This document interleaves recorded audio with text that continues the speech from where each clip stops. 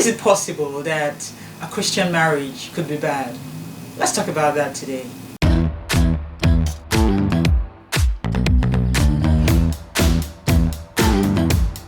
Hello, welcome to True Love Talk. My name is Bridget, Erhabor, author of True Love More Than a Love Affair. And today I want us to talk about how a Christian marriage, or people who are believers and believe in God, can have a bad Christian marriage. Yes, absolutely, it is possible.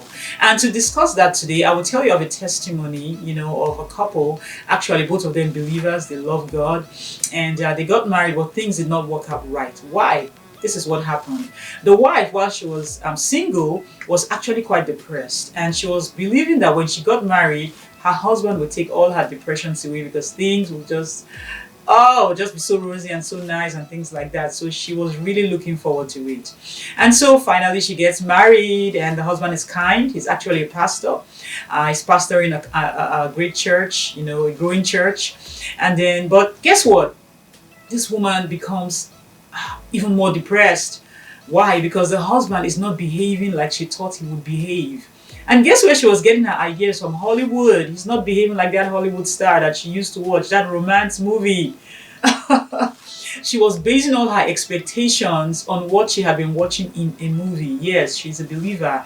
And guess what? As believers, our expectations should be based on the Word of God, not on movies. And the enemy can actually play with you if you don't have your foundation in the Word of God and your expectation of God.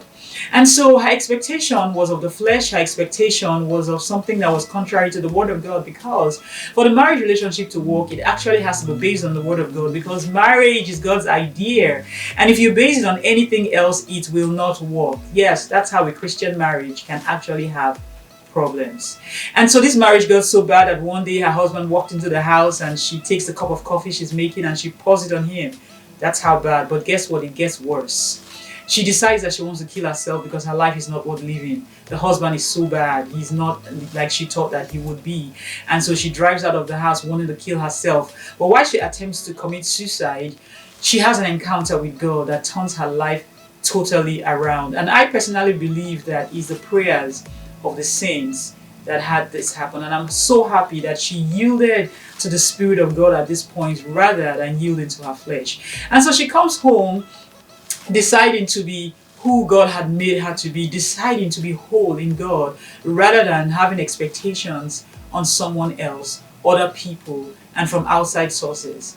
And so, yes, she decides to be kind, and one day she makes a cup of coffee for her husband, and she serves this coffee to her husband, and her husband takes a sip of the coffee and he spits it on her face. Yes, what's this with all this coffee spilling and spitting on her face? But that's what happens. But how did she respond? Well, she says, well, maybe you don't want coffee, I'll go make you some tea.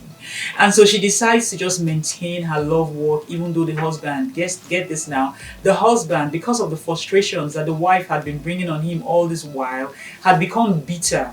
Yes, he became bitter because he had lost his church, he had lost his joy, he had lost everything that he thought was what, life was about.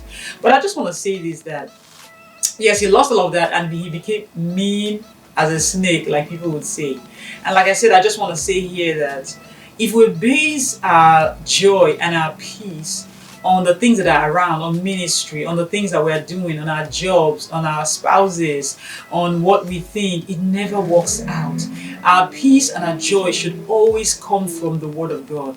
Otherwise, no matter how kind we are, no matter how good of a Christian that we think we are, if we have all these expectations that are not godly, it's going to end up coming back.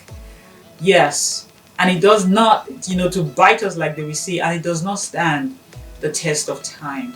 But this woman decides that she was just going to keep walking in the love of God, because now she had really found where the true foundation is.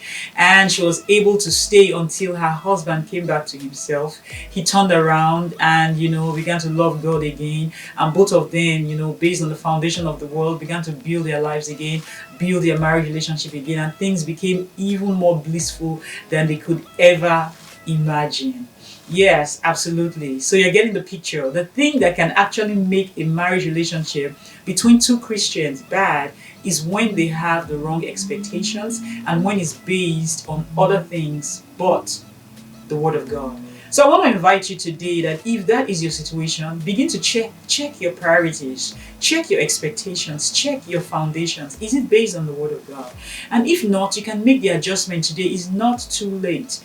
Both of you come together, even if it's just you that is finding out, begin to do your own part and believe God for your spouse.